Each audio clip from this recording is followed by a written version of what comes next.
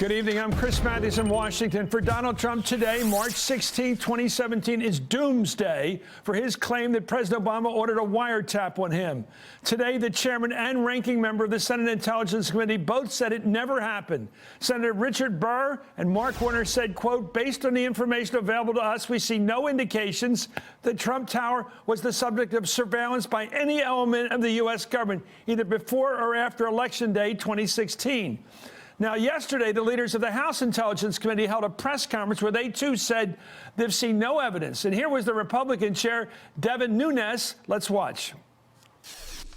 We don't have any evidence that that took place. And in fact, I don't believe, just in the last week of time, the people we've talked to, I don't think there was an actual tap of Trump Tower. So now you have to decide, as I mentioned to you last week, are you going to take the tweets literally? And if you are, then clearly the president was wrong. Well, Speaker of the House Paul Ryan also weighed in today. He, too, says he's seen no evidence. This is something I wasn't unaware of until we did see a few press reports on this. But the point is the intelligence committees, in their continuing, widening, ongoing investigation of all things Russia, got to the bottom, at least so far, with respect to our intelligence community, that no such wiretap existed. And then there's President Trump himself, who refuses to back down. In an interview with Fox last night, President Trump said he has evidence that he'd reveal at a date and time of his choosing. We will be submitting certain things, and I will be perhaps speaking about this next week, but it's right now before the committee, and I think I want to leave it there. I think you're going to find some very interesting items coming to the forefront over the next 2 weeks. I mean, let's see whether or not I prove it. I just don't choose to do it right now. I choose to do it before the committee, and maybe I'll do it before the committee. Maybe I'll do it before I see the result of the committee. But I think we have some very good stuff, and we're in the process of putting it together, and I think it's going to be very demonstrative. I think we have some very good stuff, and that's the President of the United States talking. Does that sound familiar? It wasn't the first time, of course, Donald Trump promised information that didn't exist. I have people that actually have been studying it, and they cannot believe what they're finding. You have people now down there searching, I mean, in Hawaii? Absolutely, and they cannot believe what they're finding. Anyway, of course, no evidence ever materialized, and Donald Trump eventually conceded that President Obama was indeed born in the U.S. of A. I'm joined right now by U.S. Congressman Karen Bass, a Democrat from California, U.S. Congressman Eric Swalwell of California as well. He's a member of the Intelligence Committee, and John Stanton, who's senior national correspondent for BuzzFeed News. Congresswoman Bass, I just want to ask you about the gravity of the president's dishonesty here. Your thoughts? Well, you know, I serve on foreign relations, and I deal with international delegations all the time. And to me, I think about what's going to happen the next time there's an international incident. He's essentially sending to the world that he doubts our intelligence agencies. So how does he then bring a coalition together to respond to an international incident? So for me, it's actually pretty humiliating when I have to deal with foreign leaders and they essentially ask us what's going on in the United States. You know, I mean, you had the one quote, but what about the 3 million votes against him? What about the thousands of people protesting after 9/11? This is a very serious and dangerous pattern. Well, the reason I'm concerned here more than normally about this president is that if you saw that, if it's like recidivism, he's going back to the worst of Donald Trump. Right. Back then, he didn't just claim something that was a full mooner might claim, a person who doesn't have any mental control. He said, I have inspectors, I have investigators down in Hawaii discovering all kinds of weird stuff about the president not being an American national, not being a native-born American, and therefore not being eligible to be president. He said all that as if this was factual information, not speculation, but that he had people that, and this time around, he just said to Tucker Carlson last night, I've got information in hand that I'm going to present it. This is strange. I'm afraid of the word liar. I hate that word. But he's saying stuff that it seems to be completely making up again. And I'll go back to your point, Congresswoman. What is the world? What is Angela Merkel, these regular political leaders, these grown-ups from around the world, Theresa May, what do they make of dealing with a guy who's capable of making up this full moon stuff?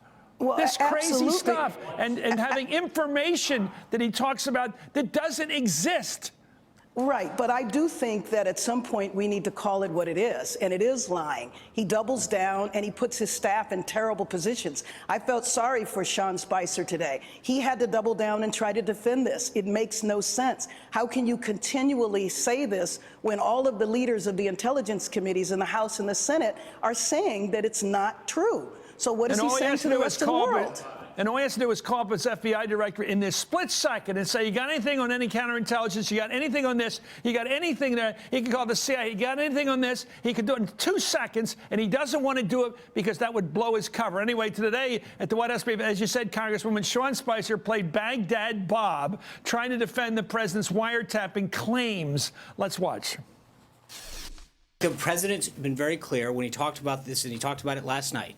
When we talked about wiretapping, he meant surveillance, and that there have been incidents that have occurred. Devin Nunes couldn't have stated it more beautifully, but you choose not to cover that part. Are you saying that despite the findings, the bipartisan findings of the Senate Intelligence Committee? No, they're not findings. There's a statement out today. They have not begun this. As you know, yesterday or 2 days ago, the Department of Justice asked for an additional week. Does the president still stand by the first of all, allegation? he stands by it, but again, you're mischaracterizing what happened today. Can you definitively say that he still feels like Barack Obama wiretapped Trump Tower, or does he feel like it was broadly surveilled? I think, which is it? Look, he was very clear about this last night. He talked about it, as you said. Yeah, he was. He said that he meant it. He put it in quotes. It was very broad. And so that's what he meant by the use of the term. Huh? So was it phone tapping? No, it was surveillance. I think we've covered this like 10 times. Anyway, they're both here's the Senator Mark Warner. He's the Democrat on the Intelligence Committee. He responded to Sean Spicer after today's briefing by Spicer, and a spokesperson for the senator said the bipartisan leaders of the Intelligence Committee would not have made the statement they made without having been fully briefed by the appropriate authorities. In fact, it's very clear if you read the statement right now. Let's go to Congressman Swalwell. It's very clear by the statement of the two senators, the Republican and the Democrat on that committee, Intelligence Committee, very clear that they're saying there was no surveillance of any kind, not just the word wiretapping, which the press used, not just about President Obama having something to do with. They said there was no government of any kind surveillance on Trump Tower and Mr. Trump during the campaign or after it. A complete denial of what Trump's talking about. Zero evidence, Chris, and this is intentional. This is Donald Trump rolling a smoke bomb into an investigation where the dots continue to connect. When I was a prosecutor, I would tell juries, if a witness deliberately lies about a fact in an investigation, you can choose to not believe anything that person says. And right now, we have a president who continues to not be credible. And that's actually unfortunate because we want the president of the United States, Republican or Democrat, to be credible. Well, let me go to John on this, John Stan on BuzzFeed. Let's just forget ideology for a while here completely. Here's the problem. The president of the United States has to talk about North Korea. Very tricky questions. He's got to deal with Iran and about their meeting the deal they struck with us on nuclear development, opposing it, refusing not to. All this depends on the word of the president of the United States. How's it doing? Well, that's a good question. I think if you define it from a traditional standpoint, not very well. I mean, on the international stage, he's not particularly credible. People are not looking at him and saying, this guy's, we can believe everything he's going to say. But if you look at it from Donald Trump's position, I think it's fine. I think that he is playing to his base, right? And for his base, they don't care if he lies or not. It's not really a big deal to them. They're fine with it as long as he is being aggressive and muscular and sort of this, uber masculine kind of a thing, and that's kind of what he's doing with all this. And so long as he plays that game, and that's the game he cares about. Yeah, but unfortunately, well, I mean, maybe I shouldn't have said unfortunately he's president of the United States. Anyway, back in August, then candidate Donald Trump promised never to lie to Americans. Let's watch. I've traveled all across this country, laying out my bold and modern agenda for change. In this journey, I will never lie to you. I will never tell you something I do not believe. Congresswoman Bass, tell me what you think of that statement in the light of what he's been saying now. Just what he said about the president being some sort of illegal alien from Kenya, now saying the president was a felon because he somehow had a plumber's operation to go after him at Trump Tower. John Stan says it doesn't really matter because his own people buy this stuff. But it matters to the real world. It absolutely matters, and the thing about it is that he's been consistent. He lied through his whole campaign. He lied before his campaign. It doesn't seem to matter to him, but we need to stop for a minute and take a bigger view of this. You mentioned Iran, you mentioned Germany. At some point, we know there is going to be a problem somewhere in the world where we are going to need partners. He will have no credibility. They will ask him, where did the intelligence come from? Was it the National Enquirer or was it the CIA? Yeah. And we have to be able to believe the president, and I'm afraid he's eroding that around the world. Congressman Swalwell, I'll get back to you, Congresswoman. Let me ask you a big picture question. I was sitting today because someone sent me a phonograph, or actually it's another kind of recording of Franklin Roosevelt addressing the country, a real president, talking to the American people about their sons going to battle in Normandy, trying to liberate Europe, and praying with them about the dangers they face, and even saying things like, we may be thrown back a couple times. We don't know if it'll work the first time. But here we are praying that we can liberate Europe and end the threat to the United States. The trust a president requires at such a moment. Mothers and fathers have to believe in a president when they send their kids into battle, an uphill battle, like it was liberating Europe from the Nazis. What do you have a president like this to do? How does a president who says things that are off the wall, not just out of right field or left field, but completely off the wall, how does that build that trust? And you know, Chris, post-Iraq War... I guess that wasn't really a question. It was a statement. Well, it doesn't. I would say post-Iraq War, the country is very skeptical when a president presents evidence about, you know, a threat to America. And so I think President Obama did a very good job of restoring that trust. But we will be challenged, whether it's from Iran or North Korea or some other adversary. We will be challenged under this presidency. And if Donald Trump cannot make the case to the American people that we have to answer that challenge because he lacks credibility, that is going to make us less safe. Let's talk about Mr. Comey coming to your committee in the House Intelligence Committee on Monday. Are you going to ask him a direct question? Was there any bugging? Yes. Was there any wiretapping? I think that'll come from Adam Trump.